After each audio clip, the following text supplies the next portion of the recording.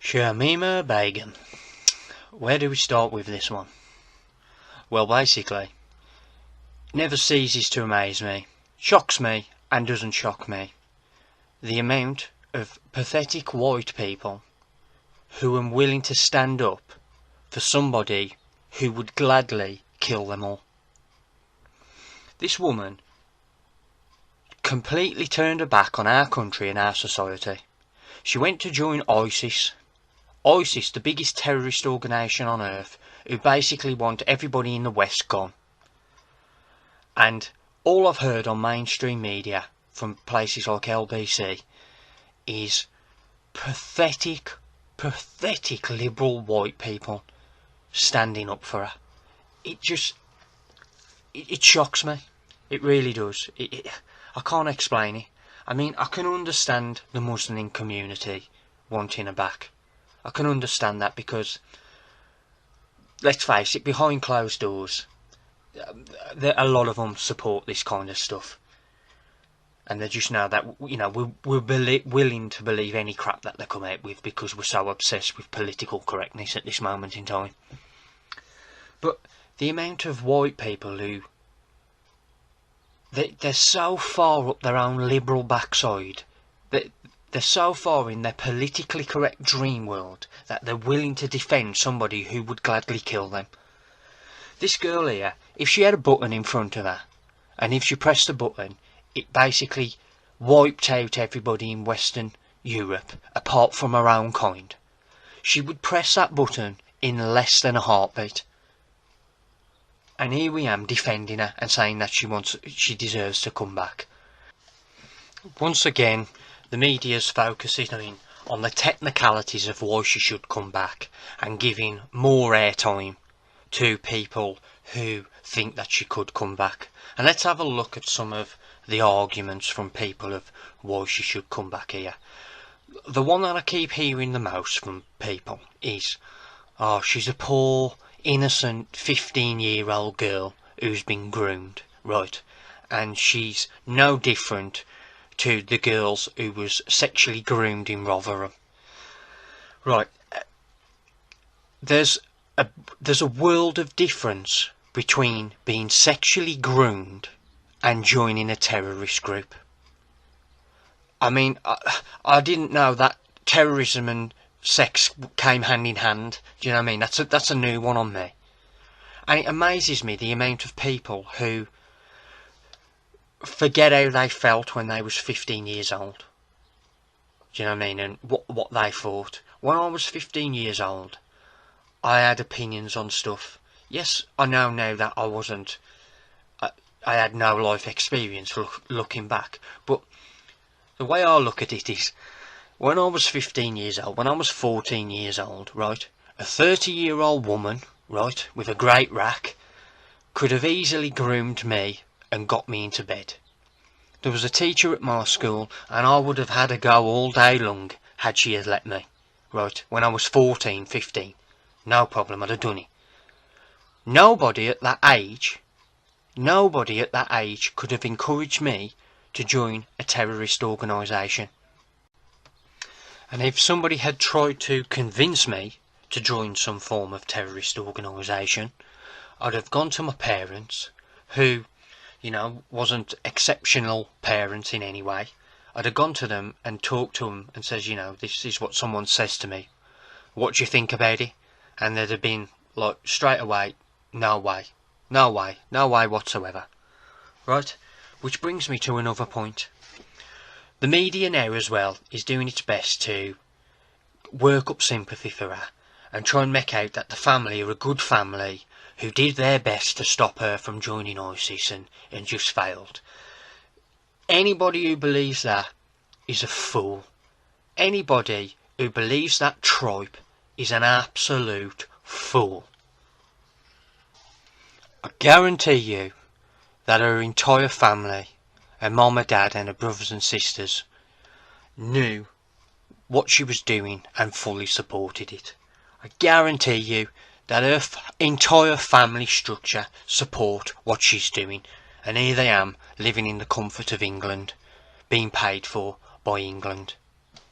And what makes me laugh about a lot of these white people defending them, right? They're the exact same white people who a week earlier was condemning Liam Neeson to death. Do you know what I mean? Oh, boycott him, don't go and see his films, he's a racist, blah blah blah blah blah. They were happy to completely annihilate and condemn somebody for what they just thought 40 years ago but never actually did anything. That person is a piece of scum to them. That person they want completely outed out of society. But somebody who joins ISIS, wants us all dead, oh, no problem, no, we'll forgive her, don't worry about it, you know what I mean, it's just a one-off, all the usual liberal tripe.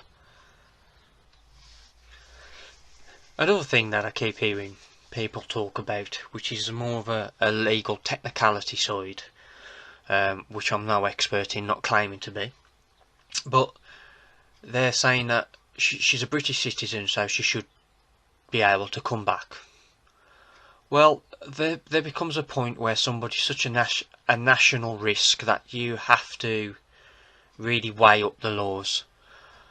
I mean, we're completely happy to rewrite the rule book for political correctness.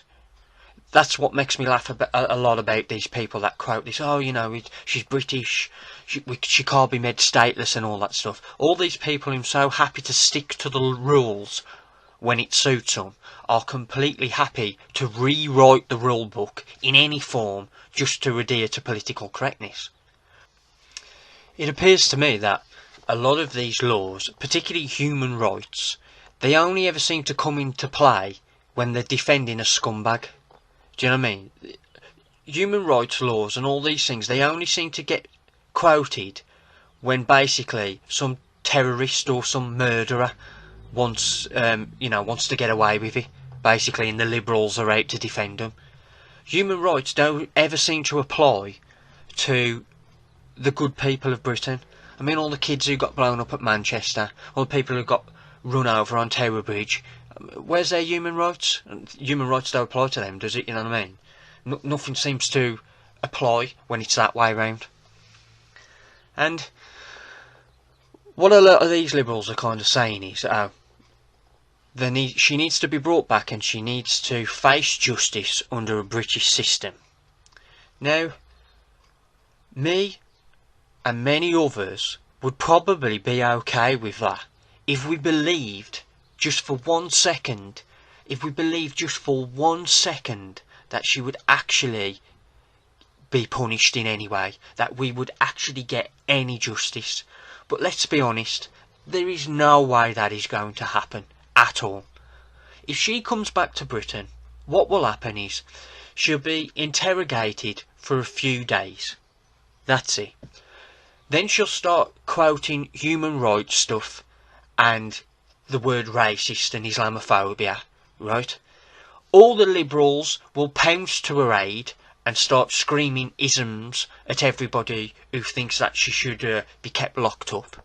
And before you know it, she'll have a slap on the wrist, don't do it again, she'll be back out on the streets of Britain, spewing her vile crap, recruiting more for her cause, planning more to destroy us, and bringing up her son to be a terrorist.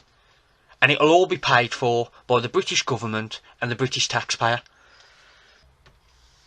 Another point I want to make is that this whole scenario shows how weak and cowardly English society and English people have become. And I say English because British doesn't really mean anything anymore. You can be an ISIS terrorist and be British. But this shows how weak and pathetic we've become, because this girl believes that she can come back to England. She feels completely safe with coming back to England. She feels that she can come back to England, walk around the streets of London, do whatever she wants, and nobody's going to say or do anything to her. Now, I'm not encouraging violence or anything like that, I just want to make that clear. But she has no fear of it whatsoever. I mean, could you imagine in 1941, say, imagine in 1941 if there was a German family living in London and their son left England to go and fight for the Nazis, and then in 1945, when they started losing, wanted to come back home. Could you imagine the British people at that time being accepting of that, just happy to have her back? There is no way that person would have come back, because if they had done, they'd have been massively punished for treason by the government, and if they hadn't have been, the British society would have sorted them out. There's no way people would have accepted that back. But nowadays we're completely happy to just have a Islamic terrorist come back, live in our midst, and us pay for it. Our society nowadays is suffering from a mass mental illness, and it's called political correctness. We're obsessed with it in this country, and all of the issues we have in the country along these lines come down to our obsession with it. And the basic line is that no matter how much somebody hates us, no matter what they do to us, we'll just look the opposite way, as long as God forbid, somebody should call us some ism. We're mentally ill. We're mentally ill. As Andrew Tate said in a blog he put on his Facebook page, we're cooks.